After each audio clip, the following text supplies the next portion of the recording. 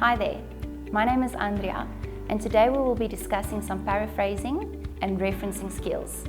Paraphrasing and referencing is really important for assignments and activities, and today we'll work through those skills step by step.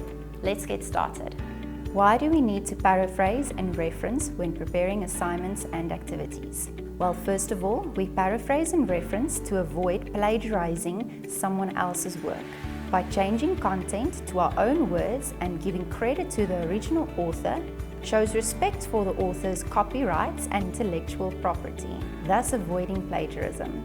We also use references to indicate the sources we have used to support our arguments used in the assignment.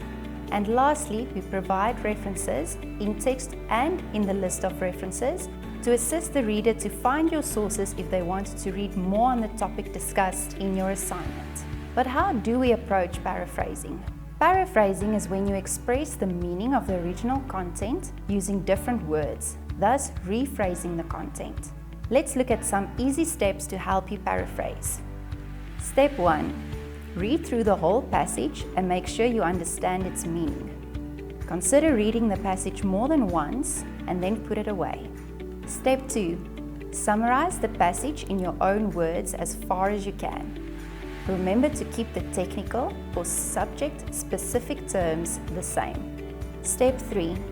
Now go back to the original passage and make sure you include all the main points in your summary and that the content is in a new form and you are not just repeating the passage word for word. Step 4.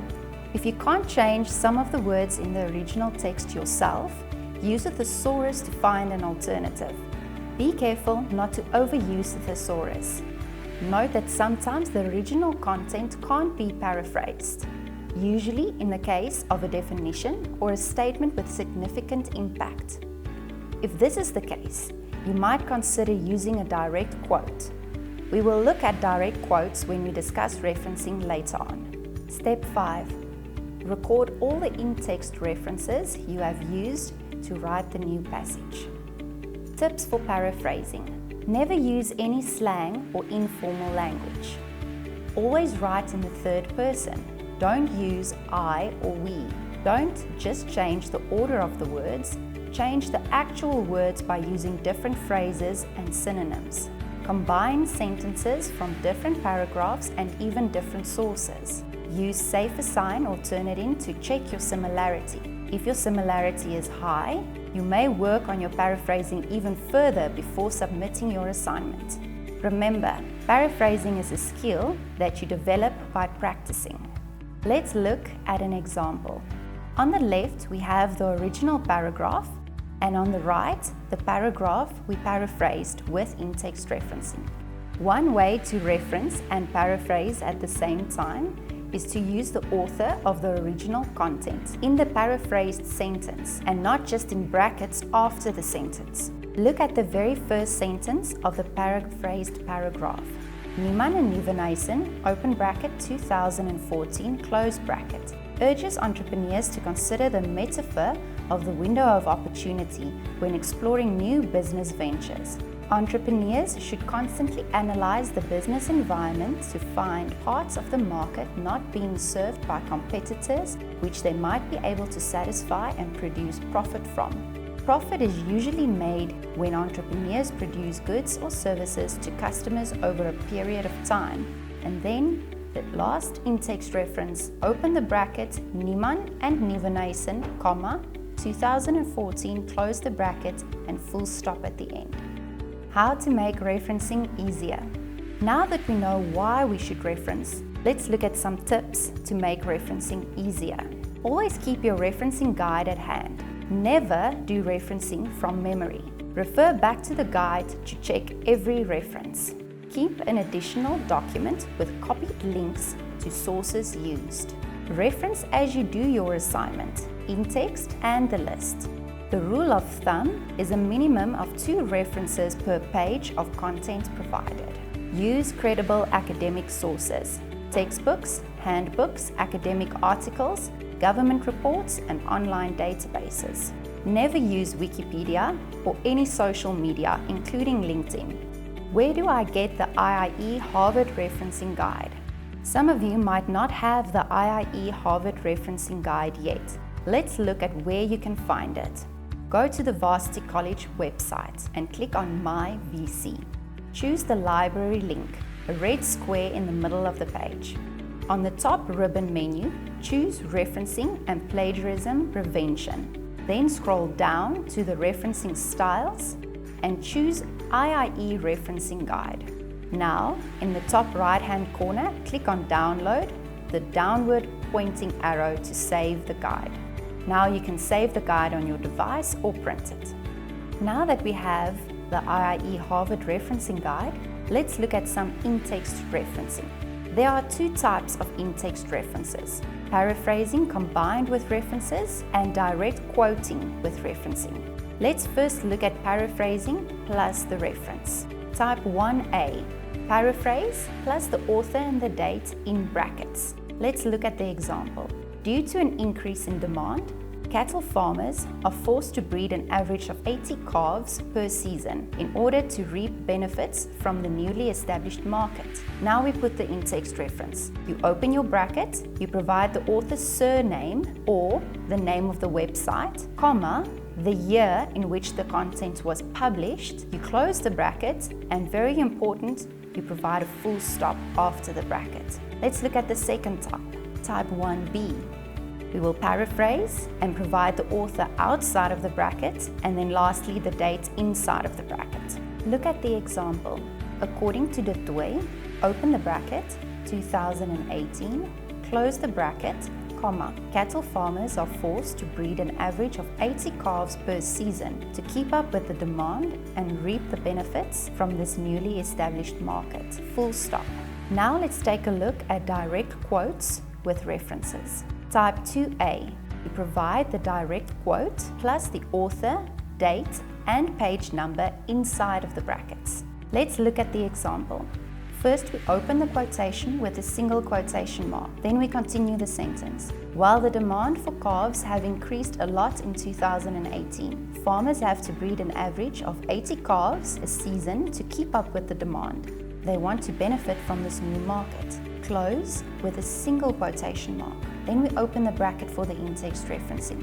Detoy, comma, 2018, colon, then the page number. Close the bracket and the full stop at the end. Type 2B. Now we use a direct quote and the author outside of the brackets and only the date and the page number inside the bracket. Let's look at the example. Detoy states, open the bracket, 2018, colon, then the page number. Close the bracket. Now we start our direct quote. Open the quote with a single quotation mark. While the demand for calves have increased a lot in 2018, farmers have to breed an average of 80 calves a season to keep up with the demand. They want to benefit from this new market. Close the quotation with a single quotation mark and then full stop at the very end. Let's look at the list of references. Only use the heading references, nothing else. Don't use bullets or numbering. Don't indent the list. Use the same font as in the rest of the document. Be sure to use correct punctuation. All references included in the list must be used in text as well. All references used in text must be included in the reference list. Let's see what your reference list would look like. Remember to use your referencing guide here, especially for punctuation. Let's look at the textbook type reference first. Turn to page 7 of the referencing guide. You start out with the author's surname, comma, then their initials, full stop, comma. Then you go on to the year in which the source was published, full stop. Then the name of the source, whether it's the article heading, the name of the textbook, or the name of the website. You continue to state who the publisher is and where it was published. You can see on the example we stated Cape Town, colon, Oxford University Press, Southern Africa, and then very important, full stop. What would an online journal article reference look like? Turn to page 13 of the referencing guide. Remember, online journal articles may indicate DOI numbers instead of a hyperlink to the article online. Again, you start with the author's surname, comma, then the initials, full stop. You continue with the year, full stop, then the name of the article. You can see that this time, the name is not in italics, full stop. You continue with the name of the journal in which the article is published. The journal name now is in italics, comma, you provide the volume and the issue, colon, and then the page numbers, full stop, then online in square brackets, full stop, available at, colon, here you provide the hyperlink or the DOI number, and lastly, again in square brackets, accessed, the date that you accessed the source, plus the year, close the square brackets, and then full stop.